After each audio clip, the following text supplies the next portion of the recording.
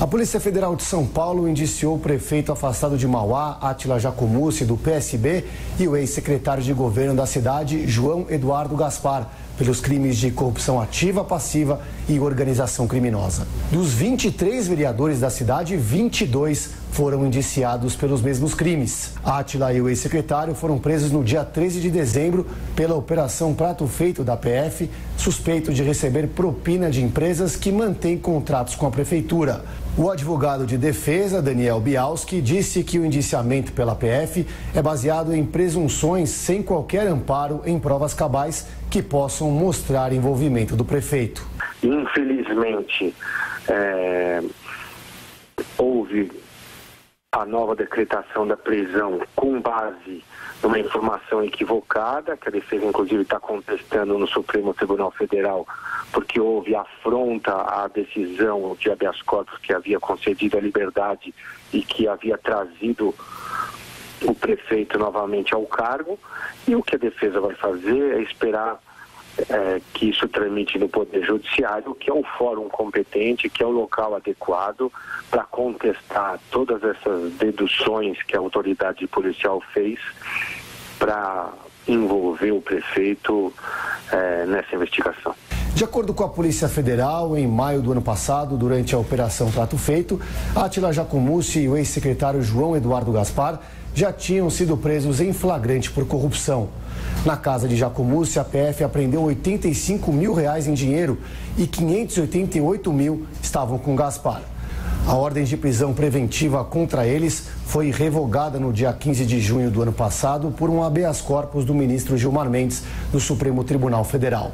O TRF3, então, impôs 5 medidas cautelares a Jacomuzzi, entre elas a suspensão em caráter liminar do exercício do cargo de prefeito. Mas a ordem também foi revogada por decisão do ministro Gilmar Mendes e Jacomuzzi conseguiu retornar ao cargo no dia 11 de setembro, mas acabou preso no dia 13 de dezembro. A PF destaca que 2 pedidos de impeachment do prefeito foram rejeitados pela Câmara Municipal de Mauá por 22 votos a 1, exatamente o número de vereadores que também foram indiciados. Olha a situação, professor. Os vereadores também, todos envolvidos em corrupção, quase todos. Quase todos. Aí depende da mobilização da população. Mobilização ordeira, pacífica da sociedade, né? De pressionar os vereadores para que nas cidades como essa, que o prefeito é acusado de graves crimes, né? De lesa município, vamos inventar esse crime de lesa município, né? Que são corruptos, tem de ser punidos, tal. Mas é um problema complicado. Veja que nós estamos falando do estado de São Paulo, da região metropolitana de São Paulo, o caso de Mauá, que é um caso escabroso, tal. Lembrar que na região metropolitana também temos o caso do Embu, né? O caso do Embu, o prefeito do Embu e suas supostas ligações com o PCC, algo gravíssimo. Muitas vezes o juiz da cidade e tal faz todo o seu trabalho de forma correta. O problema são as instâncias superiores que impedem o eficaz combate à corrupção. No caso de Mauá, quem é que libertou o prefeito?